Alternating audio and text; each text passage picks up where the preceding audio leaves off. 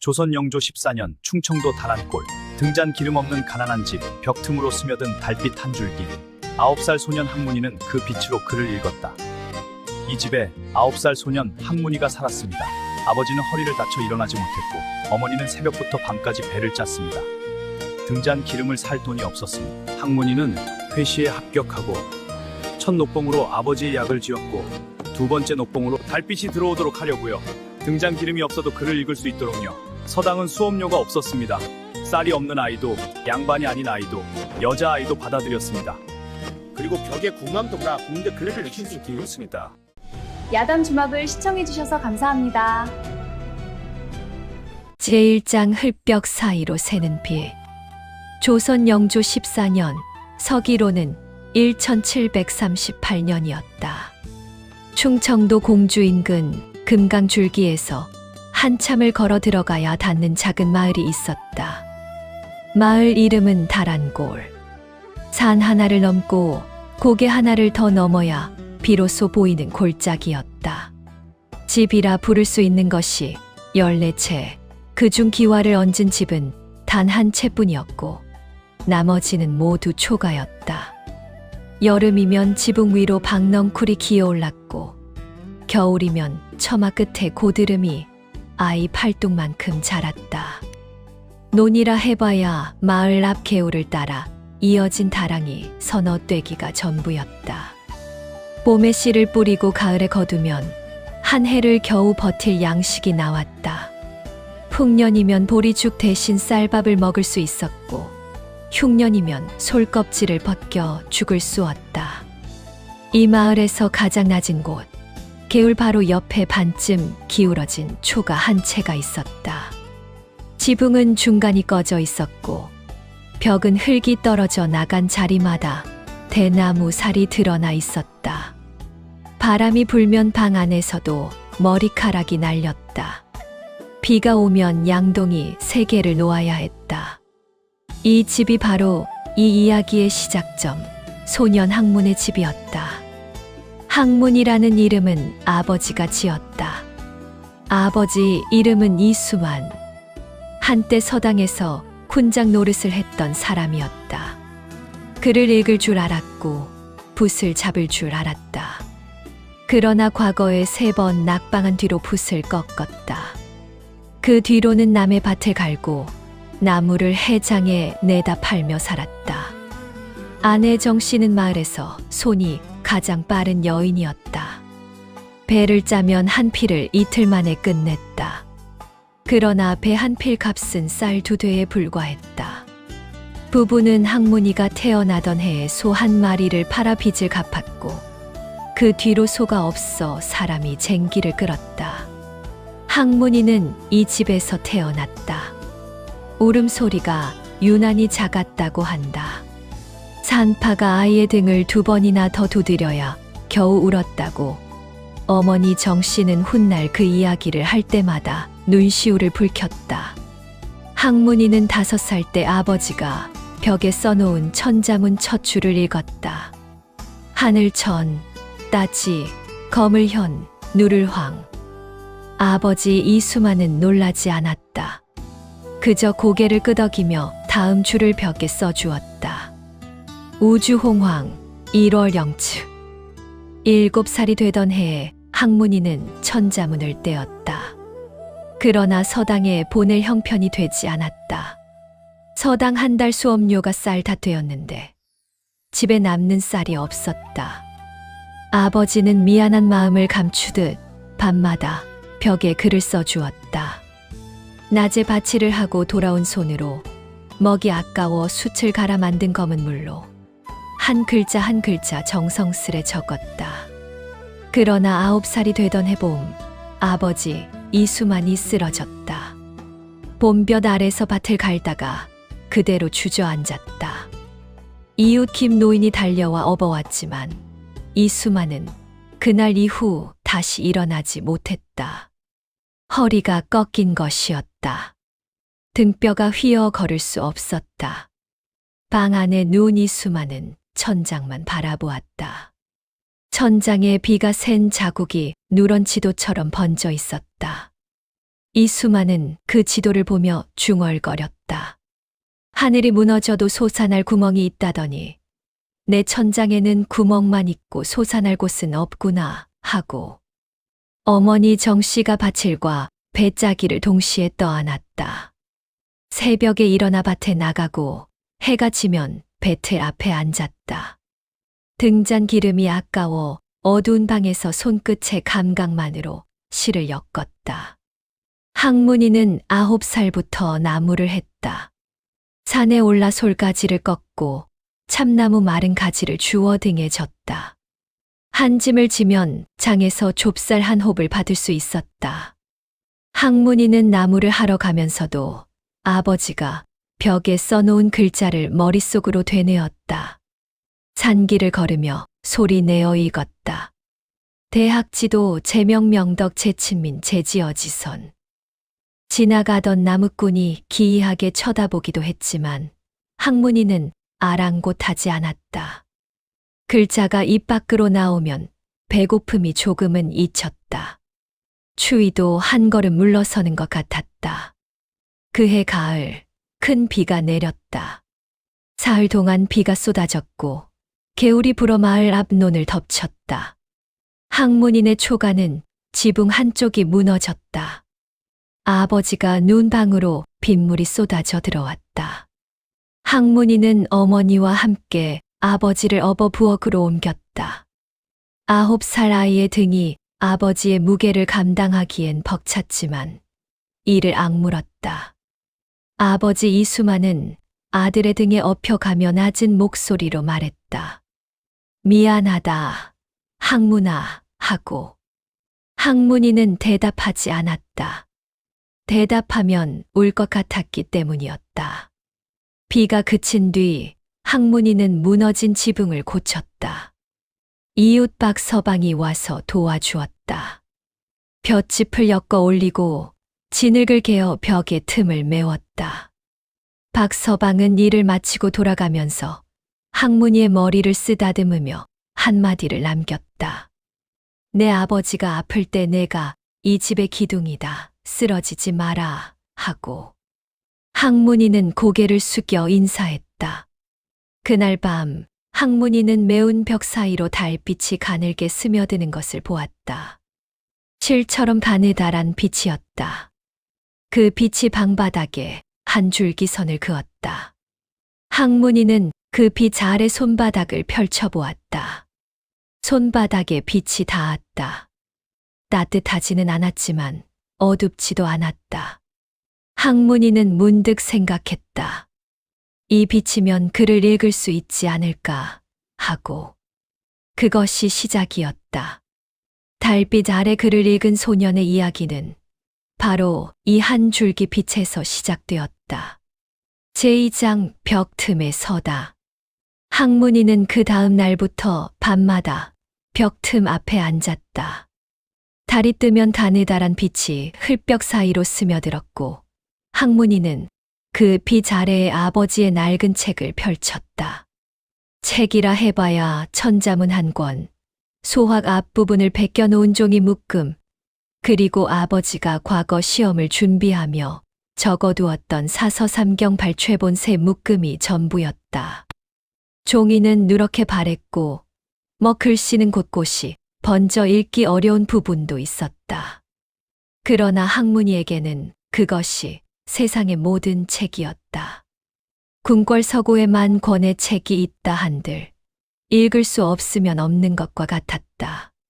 항문이에게는 이 5 묶음의 종이가 있었고 달빛이 있었다. 문제는 달이 매일 같은 모양이 아니라는 것이었다. 보름달이 뜨는 밤에는 빛이 넉넉했다.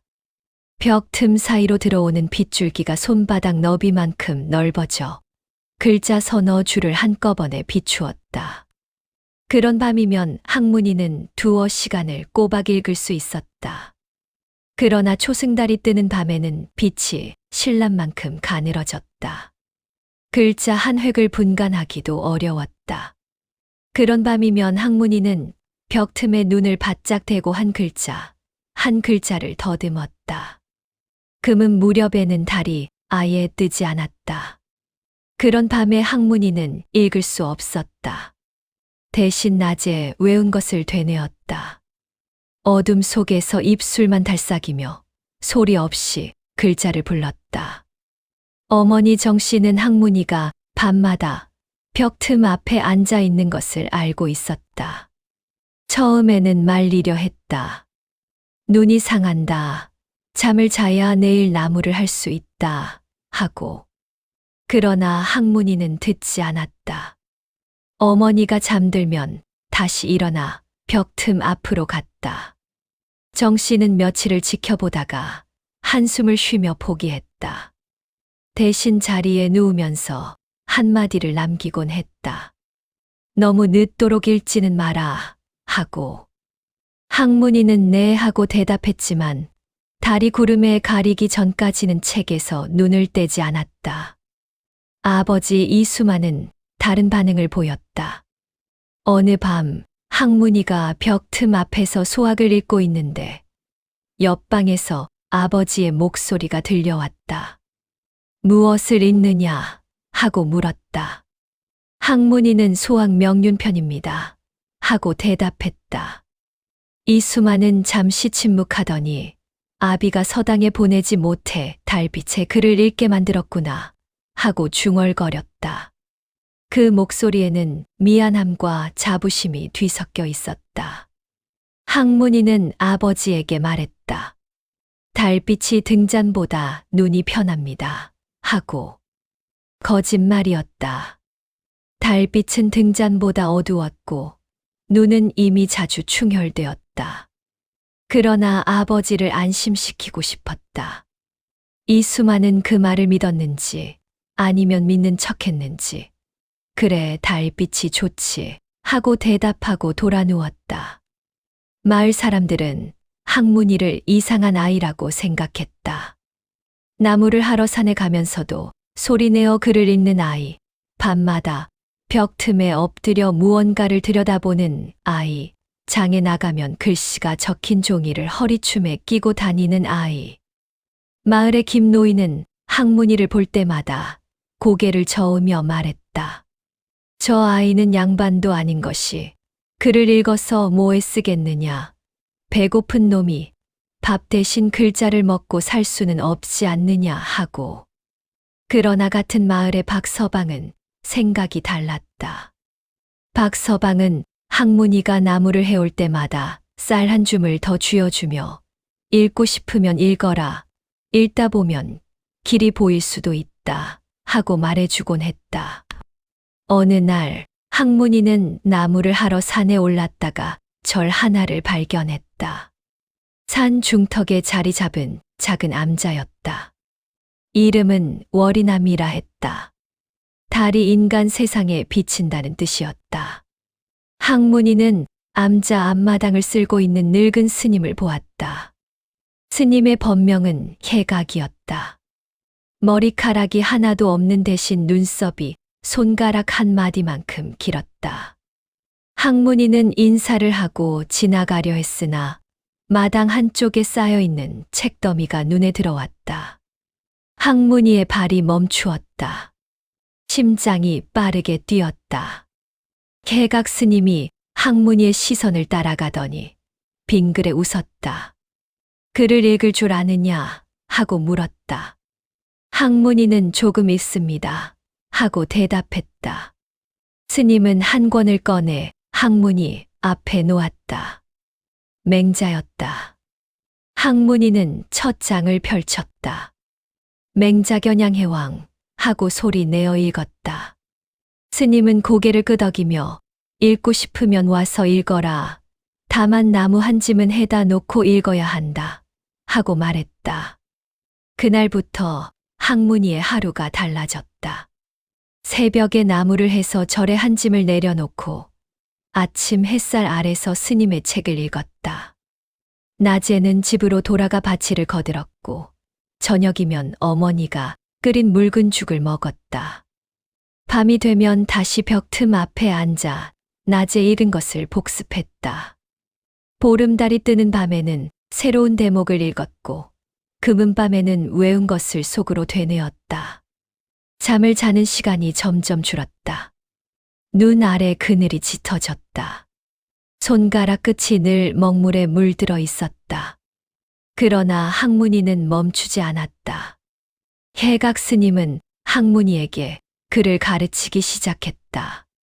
처음에는 뜻만 물었다. 이 글귀가 무슨 뜻이냐 하고 항문이가 대답하면 스님은 고개를 끄덕이거나 고개를 저었다. 틀리면 다시 읽어라 하고 했을 뿐 답을 알려주지는 않았다. 항문이는 스스로 찾아야 했다. 하루는 항문이가 맹자의 한 구절을 두고 반나절을 고민했다. 천시부려지리 지리부려인화. 하늘의 때는 땅의 이로움만 못하고 땅의 이로움은 사람의 화합만 못하다. 항문이는 스님에게 물었다. 하늘의 때와 땅의 이로움이 없는 사람은 어찌해야 합니까? 하고 스님은 빗자루질을 멈추지 않고 대답했다. 그래서 맹자가 인화를 마지막에 놓은 것이다. 사람에게는 사람이 있으니 하고 항문이는 그 말을 곱씹었다. 사람에게는 사람이 있다. 아버지가 있고 어머니가 있고 박서방이 있고 스님이 있었다. 달빛도 있었다. 그해 겨울 눈이 유난히 많이 내렸다. 산길이 끊겨 절에 갈 수 없는 날이 이어졌다. 항문이는 벽틈 앞에 앉아 눈빛에 반사된 달빛으로 글을 읽었다. 눈이 쌓인 밤에는 달빛이 더 밝았다. 눈이 빛을 받아 되돌려 주었기 때문이었다. 항문이는 그것을 발견하고 작은 기쁨을 느꼈다. 가난한 집의 벽틈으로도 들어오는 빛이 눈이 내리면 한 뼘 더 넓어진다는 사실이 항문이에게는 작은 축복처럼 느껴졌다. 제3장 12살의 나무집. 항문이가 12살이 되던 해 아버지 이수만의 병이 깊어졌다. 허리만 아프던 것이 온몸으로 번졌다. 기침이 잦아졌고 밥을 먹어도 살이 붙지 않았다. 뼈 위에 가죽만 남은 것 같았다. 어머니 정씨는 밤마다 소리 없이 울었다. 항문이가 깨지 않도록 이불을 입에 물고 울었다. 그러나 항문이는 알고 있었다. 아침에 어머니의 눈이 부어 있으면 밤새 울었다는 뜻이었다. 약이 필요했다. 그러나 약값이 없었다. 마을의 박서방이 엽전단량을 빌려주었지만 한약 한 재에 20냥이 필요했다. 항문이는 나무를 더했다. 하루에 2짐을 지던 것을 3짐으로 늘렸다. 새벽에 한 짐, 낮에 한 짐, 해지기 전에 한 짐. 등이 휘고 어깨가 벗겨졌다. 나무찜을 묶는 새끼줄이 어깨에 파고들어 살같이 벗겨지면 헌천을 대고 그 위에 다시 짐을 졌다. 해각 스님은 항문이가 절에 오지 않는 날이 늘어나자 이유를 짐작했다. 어느 날 스님이 산을 내려와 항문이를 찾았다. 항문이는 장작을 패고 있었다. 도끼를 내리치는 손등에 굳은 살이 두껍게 박혀 있었다. 스님은 잠시 지켜보다가 항문이의 어깨에 손을 얹었다. 책은 도망가지 않는다. 내 아버지가 먼저다 하고 말했다. 항문이는 고개를 숙였다. 스님은 품에서 주머니 하나를 꺼내 항문이에게 건넸다. 안에 엽전 15냥이 들어있었다. 시주금이었다. 항문이는 받을 수 없습니다. 하고 사양했다. 스님은 빌려주는 것이다. 내가 글을 읽어 세상에 쓰이는 날 갚아라. 하고 말하고 산으로 올라갔다. 항문이는 그 돈으로 약을 지었다. 공주 장터까지 걸어서 반나절, 약방에서 약을 짓는데 반나절, 돌아오는데 또 반나절이 걸렸다. 돌아왔을 때 항문이의 집시는 바닥이 달아 발가락이 보였다. 약을 다려 아버지에게 드렸더니 이수만은 한 모금을 마시고 얼굴을 찡그렸다. 쓰다 하고 중얼거렸다. 항문이는 미소를 지었다. 쓴 약이 몸에 좋다고 하지 않았습니까? 하고 말했다. 이수만은 한참을 아들의 얼굴을 바라보더니 내 얼굴이 나보다 더 초췌하구나 하고 말했다. 항문이는 산바람을 맞으면 그런 것입니다. 건강한 겁니다. 하고 둘러댔다. 이수만은 믿지 않았지만 더 묻지 않았다. 약효인지 정성인지 이수만의 기침이 줄어들었다. 봄이 오자 햇볕을 쬐러 마당에 나올 수 있게 되었다. 항문이는 아버지를 마당 양지 바른 곳에 앉히고 자신은 그 옆에서 나무를 깎거나 새끼줄을 꼬았다. 이수만은 아들의 손을 바라보았다. 한때 붓을 잡던 손이 도끼와 새끼줄에 거칠어졌지만 손가락 끝에 먹물 자국이 남아 있었다. 이수만은 물었다. 아직도 글을 읽느냐 하고. 항문이는 달빛이 허락하는 밤에는 읽습니다. 하고 대답했다. 이수만의 눈에 물기가 어렸다. 이수만은 고개를 돌려 먼 산을 바라보며 말했다. 내가 걷지 못하니 내 다리가 되어야 하고, 내가 벌지 못하니 내 손이 되어야 하는데, 그 와중에도 그를 놓지 않는 내가 기특하면서도 미안하다 하고. 항문이는 대답하지 않았다. 대신 새끼줄을 한 가닥 더 꼬았다.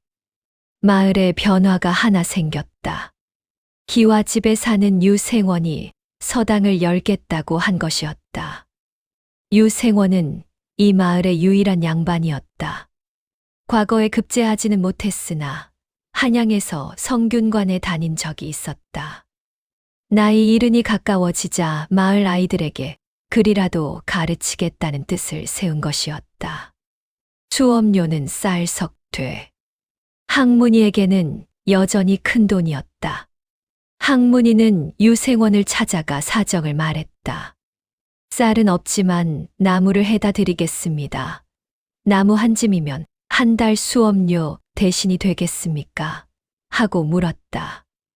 유생원은 항문이를 한참 바라보았다. 내 아버지 이수만을 내가 알고 있다. 글재주가 있던 사람이었지. 하고 말했다. 유생원은 고개를 끄덕였다. 나무 한 짐이면 된다. 다만 다른 아이들보다 늦게 올 수 있으니 앞자리에 앉아라. 하고 했다. 항문이는 절을 하고 물러났다. 그날 밤 항문이는 벽 틈 앞에 앉아 달빛 아래서 소학을 펼쳤다. 달이 거의 보름에 가까웠다. 빛이 넉넉했다. 항문이는 한 구절을 소리내어 읽었다. 유학소학의 쇠소응대진 퇴지절, 예학사어서 수지문. 방을 쓸고 사람을 맞이하는 예절, 예학과 활쏘기와 술에 몰기와 글씨와 셈의 가르침. 항문이는 그 문장을 읽으며 생각했다. 나는 방을 쓸 줄 알고 사람을 맞이할 줄 알지만 활을 쏘거나 수레를 몰 줄은 모른다. 그러나 글을 읽을 줄은 안다. 그것이면 넉넉하지 않겠느냐 하고. 달빛이 잠시 구름에 가려졌다가 다시 나왔다. 항문이는 다음 장을 넘겼다. 제4장 유생원의 서다. 유생원의 서당은 기와집 사랑채를 고쳐 만든 방이었다. 방 한쪽 벽에는 대학 첫장이 붓글씨로 적혀 있었고 반대편 벽에는 공자의 초상이 걸려 있었다. 아이들은 11명이었다. 대부분 10살 안팎이었고 항문이가 가장 나이가 많았다. 항문이는 유생원이 시킨 대로 앞자리에 앉았다. 다른 아이들은 천자문의 첫 줄을 더듬더듬 읽고 있었지만 항문이는 이미 사서의 상당 부분을 읽은 뒤였다. 유생원은 그것을 첫날에 알아보았다. 유생원이 천자문 첫 줄을 아이들에게 읽히고 있을 때 항문이의 시선이 유생원 뒤편 책장에 가 있는 것을 발견했다. 유생원은 수업이 끝난 뒤 항문이를 불렀다. 어디까지 읽었느냐 하고 물었다. 학문이는 사서 중론어와 맹자는 읽었고 대학과 중용은 절반쯤 읽었습니다. 하고 대답했다. 유생원은 놀라움을 감추지 못했다. 누가 가르쳤느냐? 하고 물었다. 학문이는 잠시 망설이다가 아버지가 벽에 써주신 글과 월이남 해각 스님의 책, 그리고 달빛이 가르쳐 주었습니다. 하고 대답했다. 유생원은 처음에 농담인 줄 알았다. 그러나 학문이의 눈이 진지한 것을 보고 입을 다물었다. 유생원은 그날부터 학문이를 따로 가르치기 시작했다. 다른 아이들이 수업을 마치고 돌아가면 학문이는 남아서 유생원과 1대1로 글을 읽었다. 유생원의 가르침은 해각 스님과 달랐다. 스님이 뜻을 묻고 스스로 찾게 했다면 유생원은 맥락을 짚어주었다. 이 글을 쓴 사람이 어떤 시대에 살았는지, 무엇을 보고 이 문장을 적었는지, 이 한 줄이 1000년 뒤에 우리에게 어떤 의미인지를 설명해 주었다. 학문이는 마른 땅에 물이 스미듯 그 가르침을 흡수했다.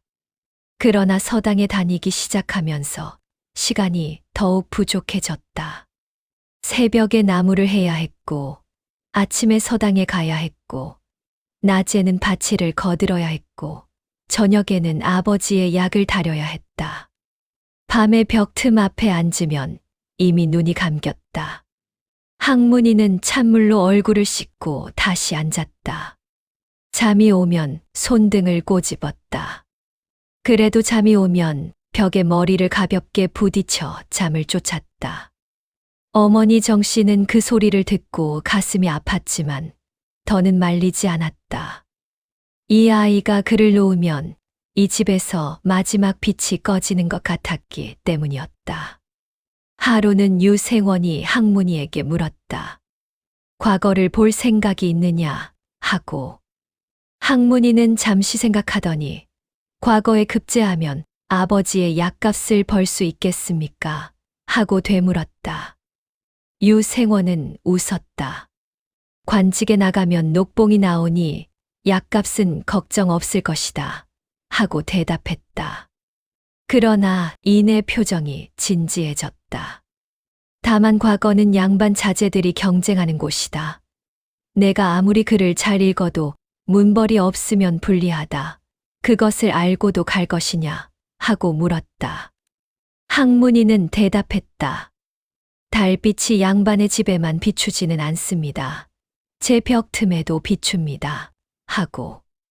유생원은 한참 동안 학문이를 바라보았다. 그리고 책장에서 두꺼운 책 한 권을 꺼내 학문이에게 건넸다. 주역이었다. 이 책까지 읽으면 과거를 볼 준비가 반은 것이다. 하고 말했다. 학문이는 두 손으로 책을 받아들었다. 책이 무거웠다. 나무찜보다 가벼웠지만 나무찜보다 무거운 것이 담겨 있었다. 그해 가을 마을에 한 가지 소문이 돌았다. 충청 가명에서 이듬해 봄에 향시를 연다는 것이었다. 향시에 합격하면 한양에서 열리는 회시에 나갈 자격이 주어졌다. 유생원은 학문이에게 향시를 보라고 권했다. 학문이는 망설였다. 시험장까지 가는데 사흘이 걸렸다. 사흘 동안 나무를 하지 못하면 그만큼 수입이 줄었다. 아버지의 약값이 밀렸다. 학문이는 어머니에게 말했다. 향시를 보고 싶습니다. 하고. 정씨는 한참 동안 아무 말 없이 배틀의 북을 움직이다가 입을 열었다. 가거라, 약값은 내가 배를 더 짜서 마련하마. 하고 말했다. 학문이는 절을 올렸다. 정씨는 아들의 절을 받으며 고개를 돌렸다. 눈물을 보이고 싶지 않았기 때문이었다. 서당의 다른 아이 중 하나가 학문이에게 물었다. 형은 과거에 급제하면 뭘 하고 싶으냐? 하고. 학문이는 잠시 생각하더니 우리 집 지붕부터 고치고 싶다. 하고 대답했다. 아이는 고개를 갸웃거렸다. 벼슬을 받으면 큰 기와집에 살 수 있는데 지붕을 왜 고치느냐 하고 물었다. 항문이는 웃으며 말했다.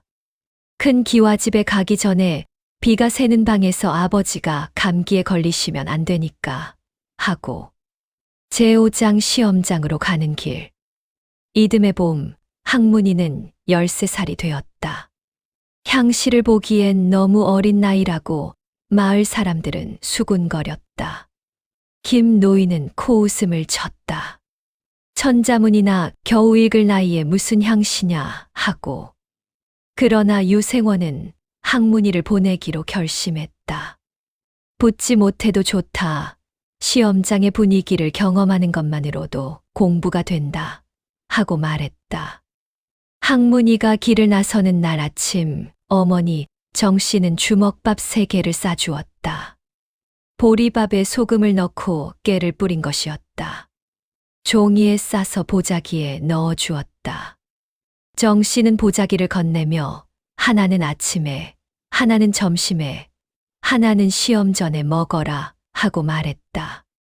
항문이는 보자기를 받아들었다. 가벼웠다. 주먹밥 3개의 무게밖에 되지 않았지만 그 안에 어머니의 새벽잠을 줄여 절구질한 보리와 된장 1종지를 팔아 산 깨가 들어 있었다. 항문이는 그것을 알고 있었다. 아버지 이수만은 방 안에서 항문이를 불렀다. 항문이가 들어가자 이수만은 품에서 작은 먹 하나를 꺼냈다.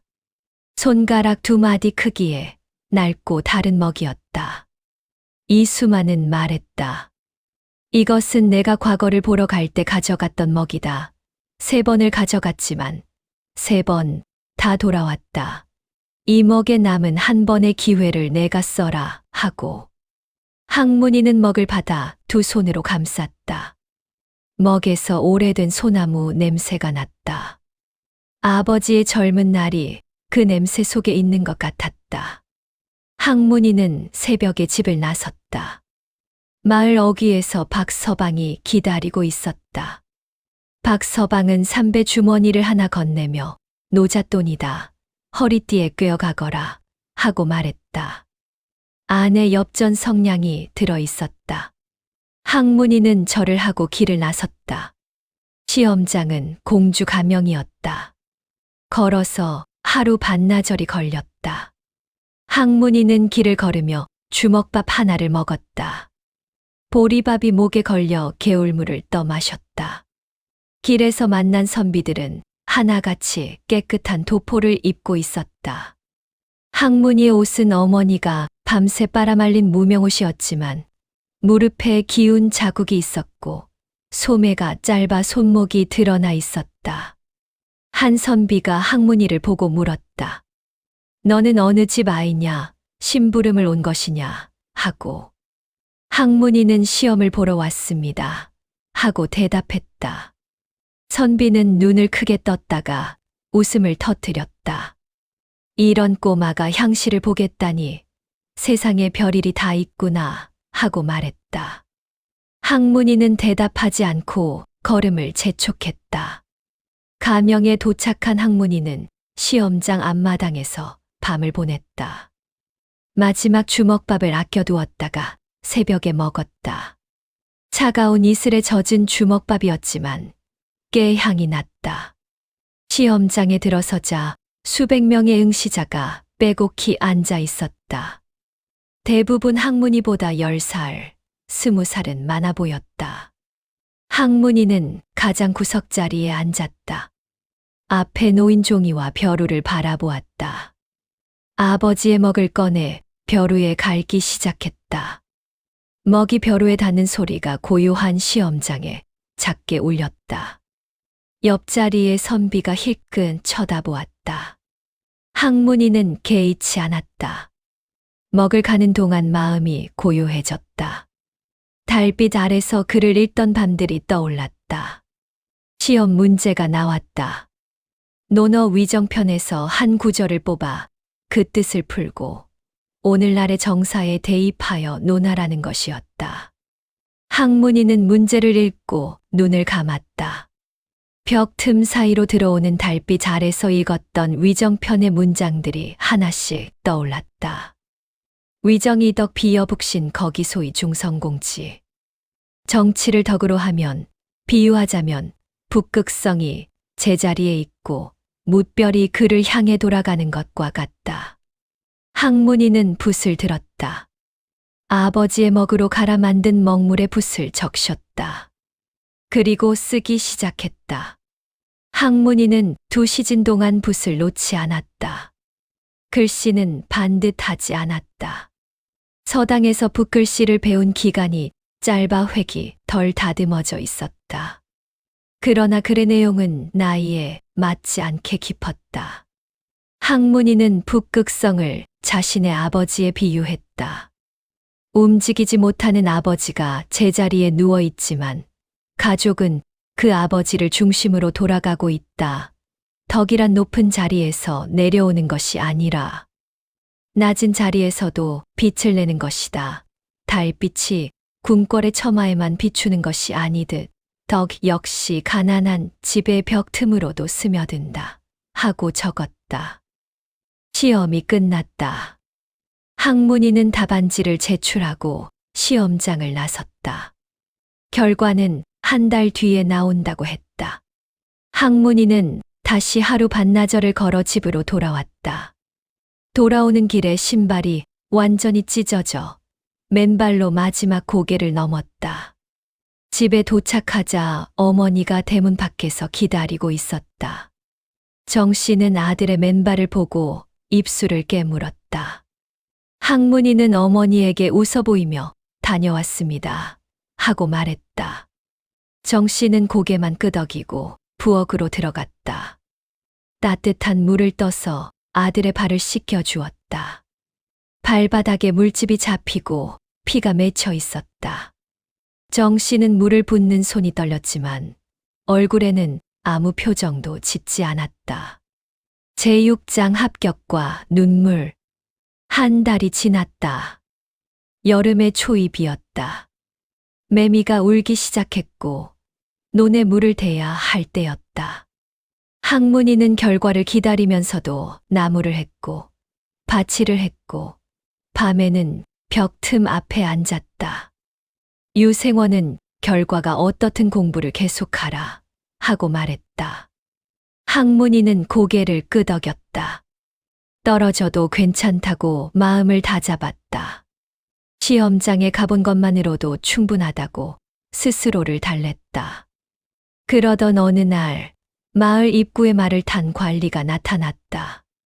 관리는 이항문의 집이 어디냐 하고 물었다. 마을 사람들이 웅성거렸다. 김 노인이 관리에게 물었다. 무슨 일이냐 하고 관리는 충청가명향시 합격자 명단을 전하러 왔다 하고 대답했다. 마을이 술렁였다. 항문이가 합격한 것이냐 하는 소리가 여기저기서 터져 나왔다. 항문이는 그때 산에서 나무를 하고 있었다. 소식을 들은 박서방이 산으로 뛰어 올라갔다. 항문아, 내려와. 가명에서 사람이 왔다. 하고 소리쳤다. 항문이는 나무찜을 진 채로 산을 내려왔다. 마을 어귀에 모여 있는 사람들 사이를 지나 관리 앞에 섰다. 등에 나무찜을 진 채였다. 관리는 항문이를 위아래로 훑어보았다. 내가 이 항문이냐? 하고 물었다. 항문이는 그렇습니다. 하고 대답했다. 관리는 두루마리를 펼쳐 읽었다. 영조 15년 충청가명향시 장원, 이항문 하고 장원이었다. 1등이었다. 수백 명의 응시자 중에서 13살의 소년이 1등을 한 것이었다. 마을이 난리가 났다. 김 노인은 입을 다물지 못했다. 그 나무꾼 아이가 장원이라니 하고 되풀이했다. 박서방은 항문이의 등에서 나무찜을 내리며 울었다. 항문아, 이제 나무는 내려놓아도 된다. 하고 말했다. 항문이는 나무찜을 내려놓지 않았다. 이 짐은 집에 가져다 놓아야 합니다. 아버지가 계신 방이 아직 추우니까요. 하고 말했다. 항문이는 집으로 들어갔다. 아버지 이수만이 누워있는 방 문을 열었다. 이수만은 천장을 바라보고 있었다. 항문이는 아버지 앞에 무릎을 꿇고 말했다. 아버지, 장원급제했습니다. 하고. 이수만은 한동안 아무 말이 없었다. 천장만 바라보았다. 그리고 천천히 고개를 돌려 아들을 바라보았다. 이수만의 눈에서 눈물이 흘렀다. 입술이 떨렸다. 이수만은 말했다. 내 먹이 마침내 쓸모가 있었구나. 하고. 항문이는 아버지의 손을 잡았다. 아버지의 손은 가늘고 차가웠다. 항문이의 손은 굳은 살이 박혀 거칠었다. 두 손이 맞잡혔을 때 아버지와 아들 사이에 말 대신 체온이 오갔다. 어머니 정씨는 부엌에서 그 소식을 들었다. 밥을 짓다 말고 주저앉았다. 손에 들고 있던 나무 주걱이 바닥에 떨어졌다. 정씨는 두 손으로 얼굴을 감쌌다. 울음소리가 부엌을 채웠다. 그것은 슬픔의 울음이 아니었다. 새벽마다 일어나 밭에 나가고 밤마다 배틀 앞에 앉아 실을 엮고 된장 한 종지를 팔아 깨를 사서 주먹밥에 넣어주던 세월이 한꺼번에 쏟아져 나오는 울음이었다. 소식은 이웃 마을까지 퍼졌다. 다란골의 나무꾼 소년이 향시 장원을 했다는 이야기가 입에서 입으로 전해졌다. 사흘 뒤에는 공주가명에서 축하의 쌀 한 가마를 보내왔다. 항문인의 집에 쌀이 가득한 것은 태어나서 처음이었다. 정씨는 그 쌀로 흰밥을 지었다. 가족 셋이 둘러앉아 흰밥을 먹었다. 아버지 이수만은 밥 한 숟갈을 입에 넣고 오래도록 씹었다. 쌀의 단맛이 혀에 퍼졌다. 이수만은 말했다. 이 밥이 약보다 낫구나 하고. 항문이는 웃었다. 정씨도 웃었다. 오래간만에 이 집의 웃음소리가 울렸다. 그날 밤 항문이는 습관처럼 벽 틈 앞에 앉았다. 달이 떠 있었다. 빛이 벽 틈으로 스며들었다. 항문이는 책을 펼치지 않았다. 그저 그 빛을 바라보았다. 이 빛이 나를 여기까지 데려왔다 하고 생각했다. 벽 틈 사이의 달빛. 그것은 등잔도 아니었고 촛불도 아니었다. 누가 켜준 것도 아니었고 돈을 주고 산 것도 아니었다. 하늘이 쏟아놓은 빛이 우연히 벽 틈을 통과한 것이었다. 그 우연이 항문이의 삶을 바꾸었다. 아니, 항문이가 그 우연을 붙잡은 것이었다. 빛은 모든 집의 벽에 닿았지만 그 빛 아래 앉아 글을 읽은 것은 항문이뿐이었다. 제7장 달빛은 멈추지 않는다. 항문이는 그 뒤로도 멈추지 않았다. 향시 합격 후 유생원의 주선으로 공주의 큰 서원에 들어갔다. 서원에서는 먹을 것과 잠자리를 제공받았다. 항문이는 생전 처음으로 등잔 아래에서 글을 읽었다. 등잔의 빛은 달빛보다 밝았고 기름만 있으면 꺼지지 않았다. 그러나 항문이는 이따금 등잔을 끄고 창문을 열었다. 달빛이 들어왔다. 등잔 아래의 글자보다 달빛 아래의 글자가 더 또렷하게 읽히는 것은 눈 때문이 아니라 마음 때문이었을 것이다. 서원에서 3년을 공부한 항문이는 16세 한양으로 올라갔다. 회시를 보기 위해서였다. 한양까지는 열흘을 걸어야 했다. 유생원이 노잣돈을 마련해 주었고 박서방은 집신 2켤레를 새로 삼아 주었다. 어머니 정씨는 이번에도 주먹밥을 싸주었다. 다만 이번에는 보리밥이 아니라 쌀밥이었고 깨 대신 잘게 썬 무장아찌가 들어있었다. 정 씨는 주먹밥을 건네며 한마디를 했다. 이번엔 떨어져도 괜찮다. 내가 한양 구경이나 실컷 하고 와라 하고. 그것이 어머니가 할 수 있는 가장 담담한 응원이었다. 항문이가 집을 나서려 할 때 아버지 이수만이 불렀다. 이수만은 여전히 누워 있었다. 그러나 얼굴에 핏기가 돌아 있었다. 약을 꾸준히 먹은 덕이었다. 이수만은 항문이에게 말했다. 먹을 가지고 갔느냐 하고. 항문이는 품속에 먹을 보여주었다. 아버지가 3번의 과거에 가져갔던 그 먹이었다. 많이 달아 새끼손가락만 해졌지만 여전히 소나무 향이 났다. 이수만은 고개를 끄덕이며 이번이 4번째다. 4번째는 돌아오지 않을 것이다. 하고 말했다. 항문이는 그 말을 가슴에 안고 문을 나섰다. 한양의 회시 시험장은 가명향 씨와는 비교가 되지 않았다. 1000명이 넘는 선비가 모여 있었다. 모두 도포를 갖추어 입었고 벼루와 먹과 붓을 비단 보자기에 싸가지고 왔다. 항문이의 차림은 그들 사이에서 한눈에 드러났다. 낡은 무명옷, 집신, 그리고 달아 새끼손가락만 한 먹. 옆에 앉은 선비가 항문이의 먹을 보고 실소를 흘렸다.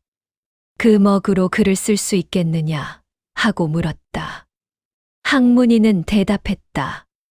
글자는 먹의 크기로 쓰는 것이 아니라 먹이 품은 마음으로 쓰는 것입니다.